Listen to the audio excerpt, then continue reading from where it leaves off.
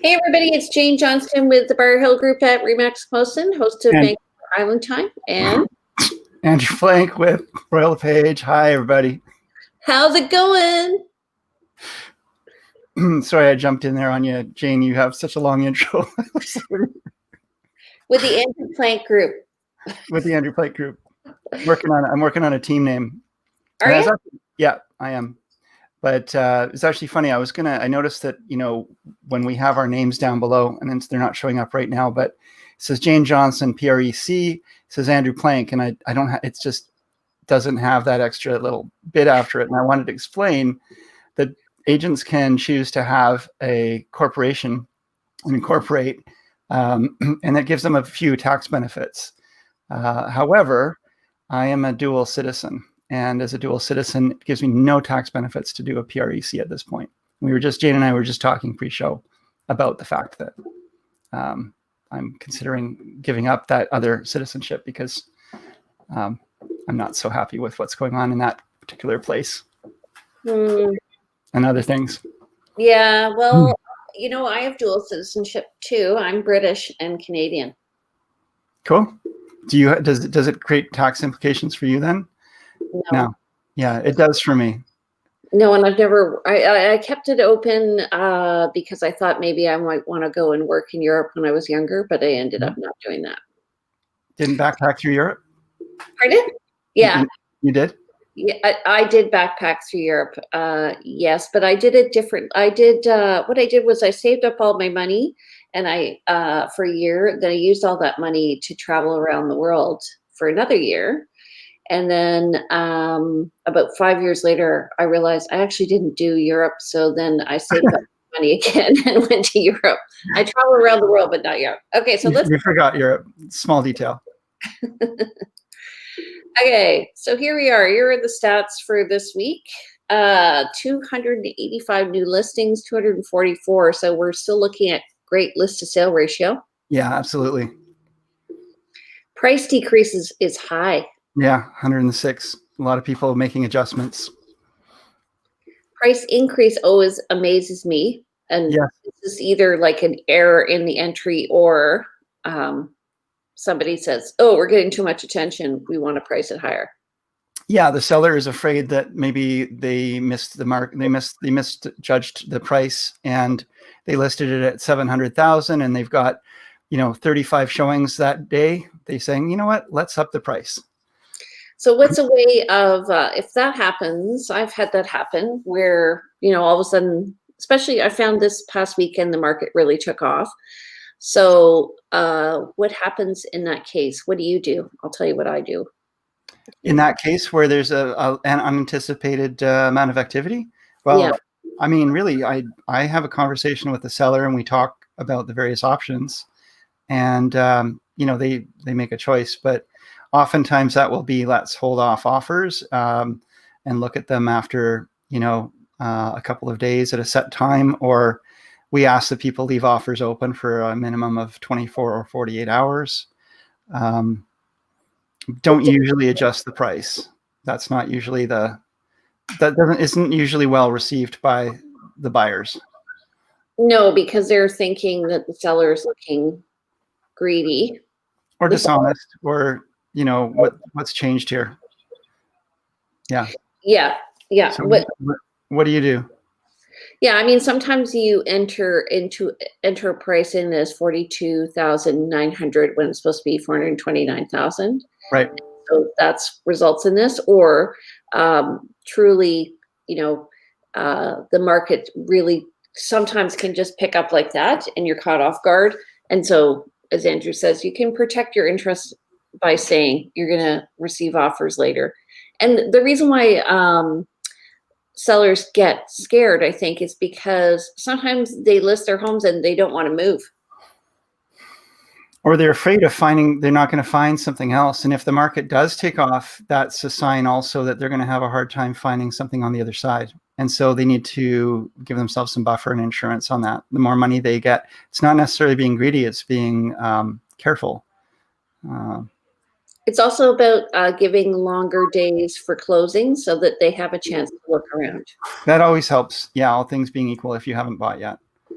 So there's really 5 components to an offer. One is just price. The other is down payment. The other dates, inclusions, and your terms and conditions.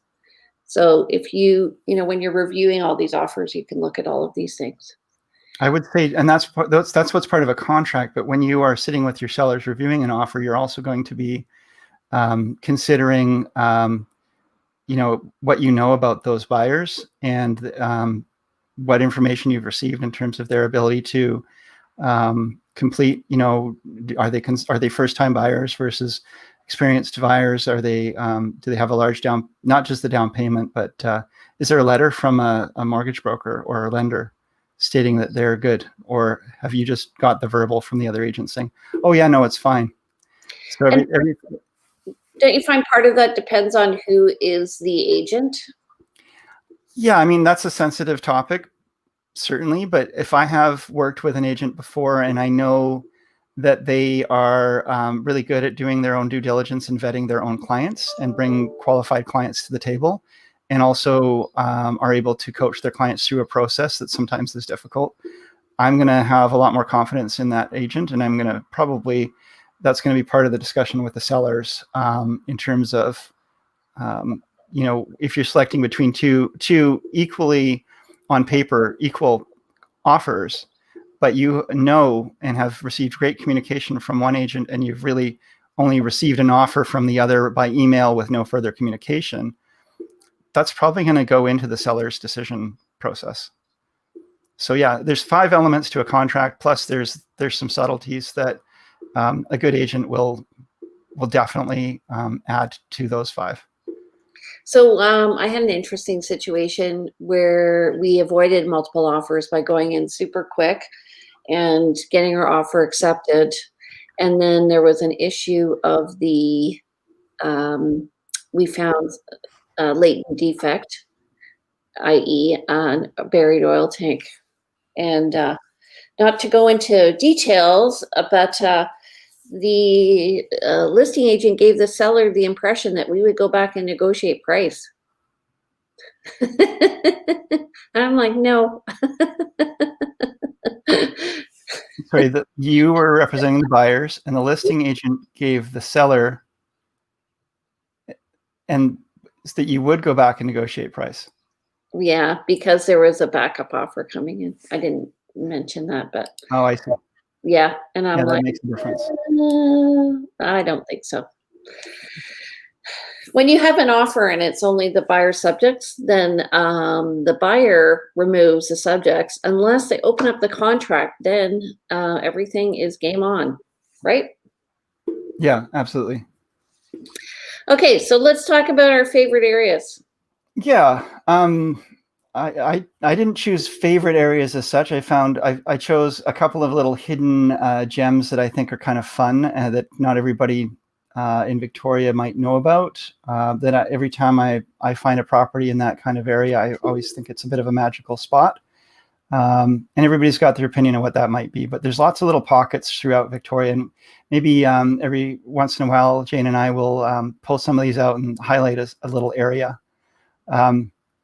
So do you want me to start then, Jane? Sure. Yep. Yeah. So I was looking at a couple of areas that I've always found really kind of fun. And, I remember being a young person in Victoria, and, you get your driver's license, you drive around, you explore a bit. Wow, Zoom. No. And you discover these little areas you had never been to before. So these are both in Saanich East that I'm going to show today. And this one on Athlon Drive is this little circle. We got Mackenzie Road here going up to Cedar Hill Road, Shelburne. You have to share your screen. Oh, okay. That would help. Sorry. Let's just go back over here. Small detail, just a small little detail. We considered going out into the public and doing this remotely, and then we decided it would be better if we simply did this remotely. Yeah. Okay. Yeah. Ready? Okay. You can see my screen now, right? Yeah. Okay. So Athlone Drive. So in this little area here between Mackenzie, Shelburne, Cedar Hill Crossroad. So Saanich East, there's this up off of Brayfoot and down Wendy. There's this little circle called Alphone Drive. And it's this beautiful little subdivision. Let's try and do this little walkthrough. It's just this beautiful little subdivision, Gary Oaks, no sidewalks, no street lights really, but just this beautiful area of older homes, some really quite majestic. And it's just this little hidden gem of an area. Let's just sort of go for a quick zoom along here. Ooh, pixelated. This is a Minecraft tour.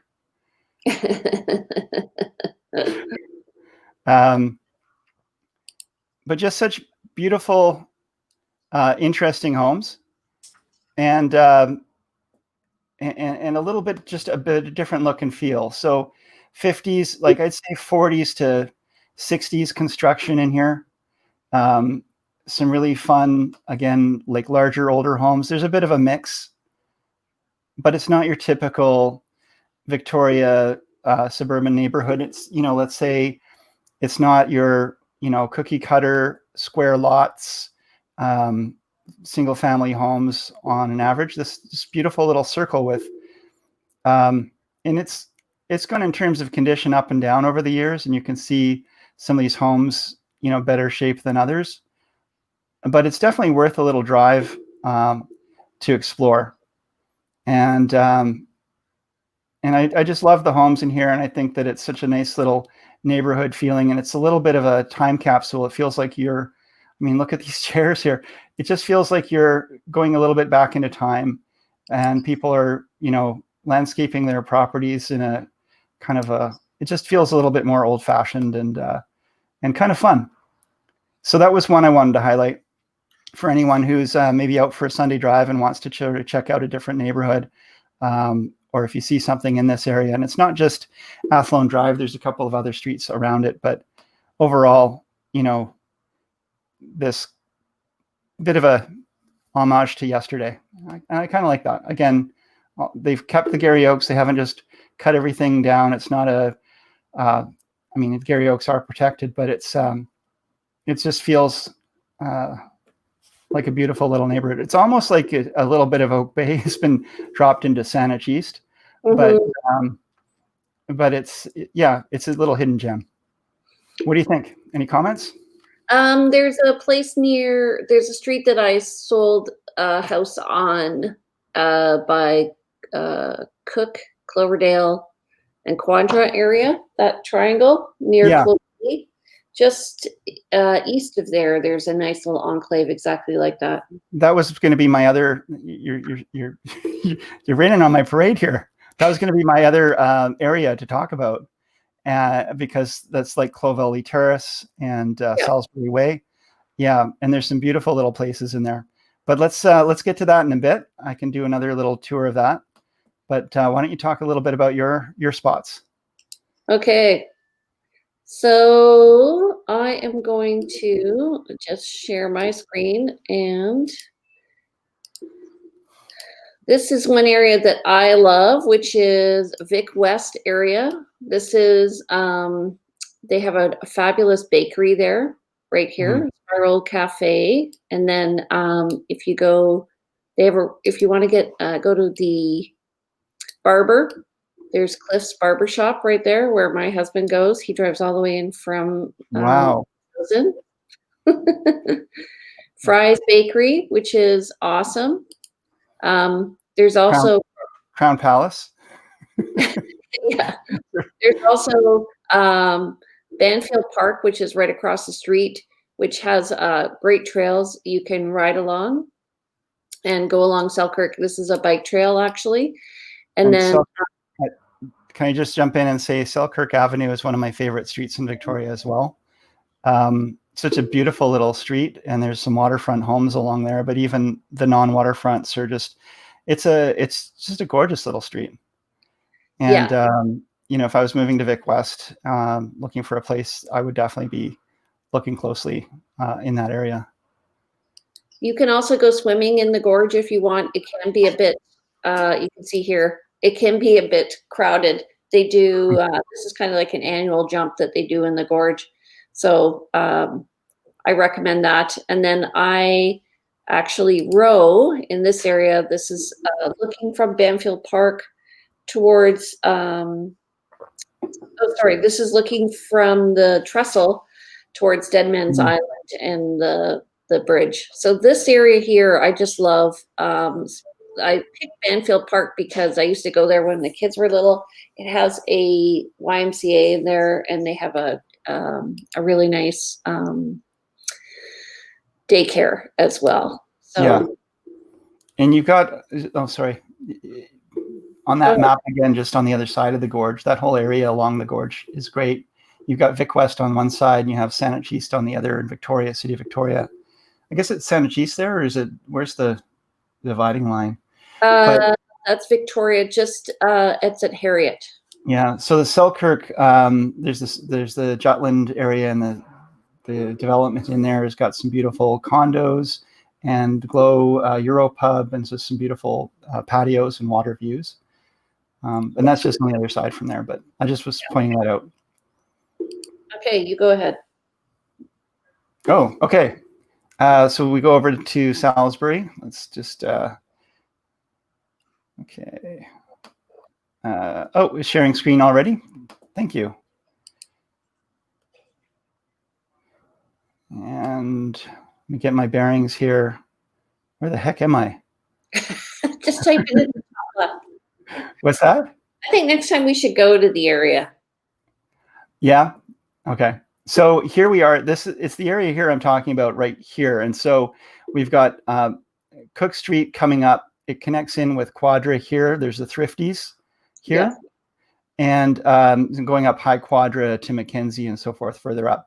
So this area here between Maplewood Street and Cook Street right in here has some really interesting little homes. And especially, I referenced getting being a young person and getting my driver's license, and driving around.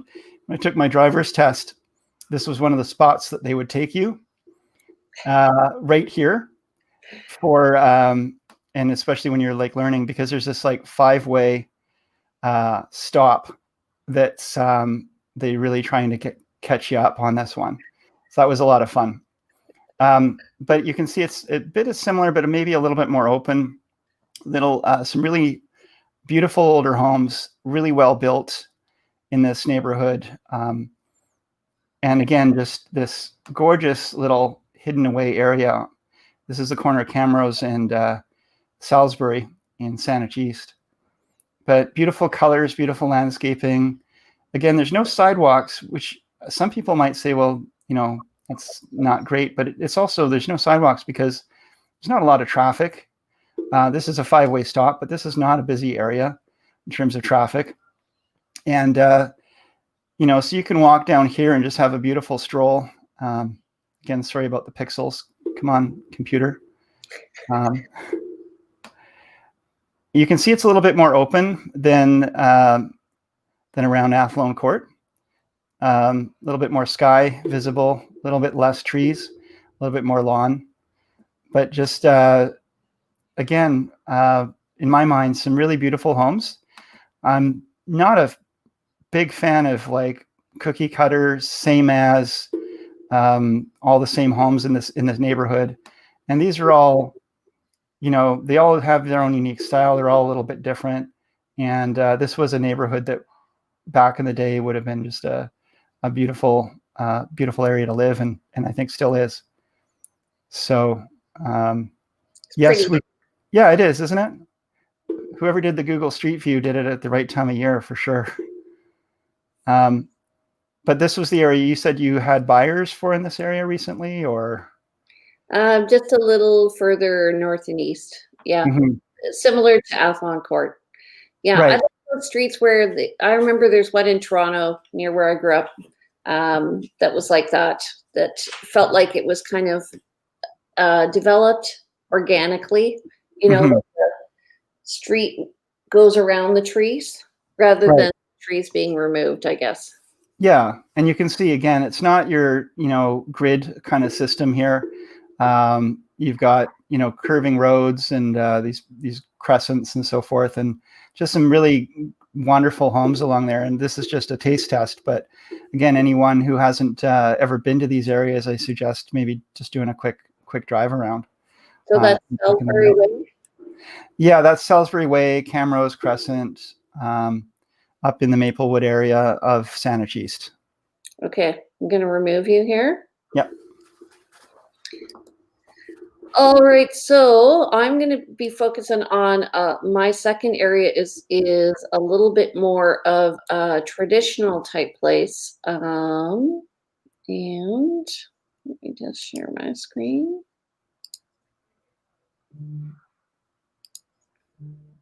Okay, hold on a second.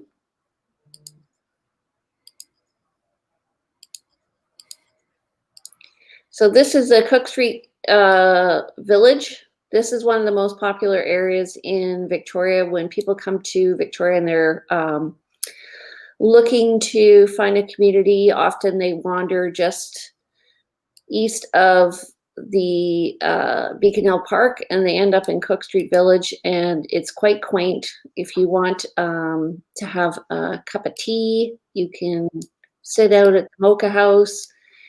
There's a little place where you can buy antiques. They're developing it now. There's a pub here, the Beagle Pub. There's a locally owned grocery store. That's where there's a coffee shop. And then they're developing this area. This is actually a few years old because I think the buildings is a rental building that's now it's already built up. Yeah. But people just stroll. You can see like there are people on the street strolling along here. They hang out. People hang out in this area and get together. I would go down and meet friends for coffee in Cook Street Village, despite the fact that it was inconvenient location for all of us. To hey, let's meet in Cook Street Village and go to the Mocha House for coffee. And there's just a nice area near Beacon Hill Park and Dallas Road and the ocean. And there's a mix of homes around here that if you're looking to live in a village lifestyle area, you've got options of condos or townhouses or beautiful single family homes in Fairfield. Let's see. So this is going a lot faster than mine did. Typical street in Fairfield. So you get character homes, and a lot of people in here work in government. They walk to work. Mm-hmm. So yeah, great area, very safe. And considering you're literally probably a 10-minute walk to downtown, yeah, nice place to live. It kind of reminds me of where I grew up in Toronto, on Briar Hill. On Briar Hill, I was going to say, is that Briar Hill? So you like Cook Street Village. There's a lot of wonderful villages in Victoria. People often want to live near a village, walkable. Cook Street is one of the primary ones. There's other villages in Victoria to check out. Estevan Village is a wonderful village as well. Throw a couple other. One of my favorites, actually, sort of off the radar, if you're looking for good value and be in a village, would be out in central Saanich. Oh yeah. Saanichton. Yeah. Yeah. There's a beautiful village out there. Some great butchers and coffee shops and restaurants and groceries. And there are condos and townhouse options that are quite reasonable relative to in Victoria. And it's still a walkable neighborhood. The neighborhood is walkable, but work is probably a drive if you're working in town. Right. I also find that, like coming from Toronto was a series of little towns that were built up along a highway, the Highway 1. And so when I moved across the city, I lived in a few different areas. It was like you'd have this enclave and you like Bloor West, Greek Town, the beach, Forest Hill, North Toronto, all these places. Now I find here there's Machosen. It's a really strong sense of community. Langford's developed it now. Yeah. getting there. It's not quite there yet. It doesn't really have kind of a. It's coming together, though. I was just driving through Colwood day before yesterday, and really got a strong sense of, I could see along the corridor where it's always been a lot of just decrepit homes along the corridor on the Old Island Highway there. They're starting to do development, and they're starting to make change, and there's infrastructure coming in. And I could just see what Colwood will probably look like in 15 or 20 years. And it's probably 15 or 20 years. It's not 5. But it's coming together, and it's actually more of a center. It's closer to town in some ways than Langford, areas of Langford. It's closer to the ocean. It has a lot going for it, but it was slow off the mark to get going in terms of its bringing in infrastructure and development. I think it had a lot to do with the fact that they didn't bring in the sewer. Sewers, yeah. Yes, absolutely. And that's going to be a challenge for them for quite some time. And they've hired some people off of Langford to work for them. Sure. Excellent. Well, you mentioned Metchosin, and that's one of the neat things about this area of Victoria is, Victoria as an area is, we're made up of all of these different separate municipalities, and each has its own culture. And so, like, for example, Metchosin and the Highlands are very anti-development, and you'll get this line along the border between Metchosin and Langford, for example, where you've got all of these houses built up, and you've got sewers and everything, and then you're into no man's land and rural and not a lot of development. And I think that's wonderful. If someone wants that, they can choose, and you kind of vote with your feet there by where you want to go and what kind of things you value.